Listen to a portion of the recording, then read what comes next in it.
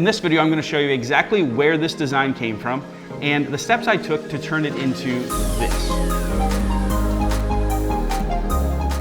So let's start at the very beginning. I started by going to kittl.com as I was looking for inspiration. So after some searching, I found this cool patriotic eagle design. Next, I took the design into Kittl's editor space. Even though this is a pre-made design, I can completely customize it. Every component that makes up this design can be changed, rotated, or even completely removed. For example, let's say I didn't like the font of the word America. So I can easily change that to any of these fonts with just a couple clicks. I could also add any of these design elements to my design. So let's say I wanted to add this. And there are literally thousands of different designs to pick from, but I like this one. Just drag and drop it in and rearrange it how I want. Now that's pretty cool, right? But I think this next part is even cooler. So any of these design changes that I made, any of the things I dragged and dropped, however I want the design, I can export it as an SVG. It exports the exact text, the exact pictures, everything that I dragged in will export as an SVG. I went a different way with my project this time, and all I needed to do was remove the background before I exported. Now this background looks pretty cool, but I don't think it will machine really well. You can imagine the vectors that you're gonna get with all these different variations. So with a click of a button, I literally can remove the background.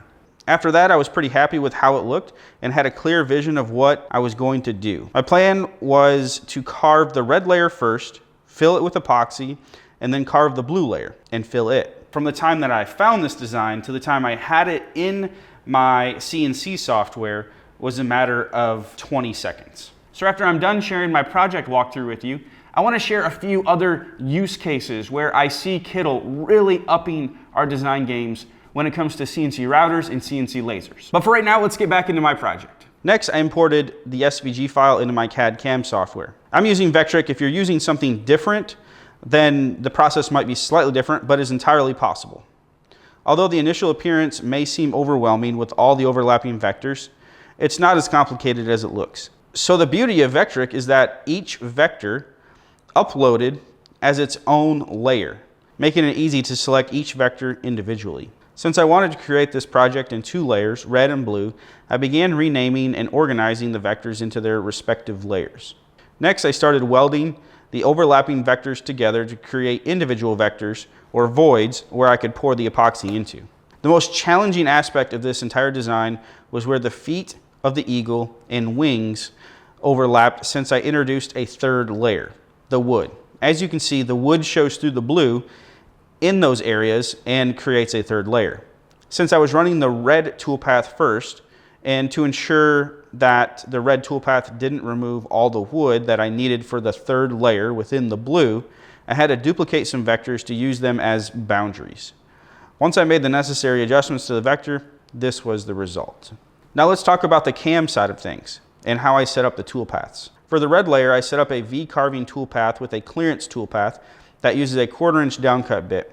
Once the clearance toolpath cleared all the pockets, I loaded a 60-degree V-groove bit to carve the small details. After the red epoxy cured, I cut the blue layer using the same exact toolpath setup. First a clearance toolpath followed by a V-carving toolpath. All the toolpaths were set to a maximum depth of 1/8 of an inch, or 0.125. Some of you may want to know the feeds and speeds I used. For the 1/4" downcut bit, it was 18,000 RPMs, 160 inches per minute, 1/8 inch depth of cut, or 0.125. For the 60-degree V-groove bit, I used 16,000 RPMs, 80 inches per minute, and 60 inches plunge. Now this is important because it can save you a lot of time on retracting and plunging. All these toolpaths add up to about 1.5 hours of machine time. So that was the software workflow and how I took this design that once only lived on the internet and turned it into something real in the real world. That's pretty cool if you ask me. Now you may be wondering if these designs are subject to copyright. The good news is that Kittl allows you to use the designs for personal, commercial, or commission projects. Like I mentioned before, I see a ton of potential when it comes to Kittl and CNC. I've identified 5 use cases where I think it can help you and up the game of your projects. The first one is it's a sign maker's dream. You've seen me make an epoxy inlay sign.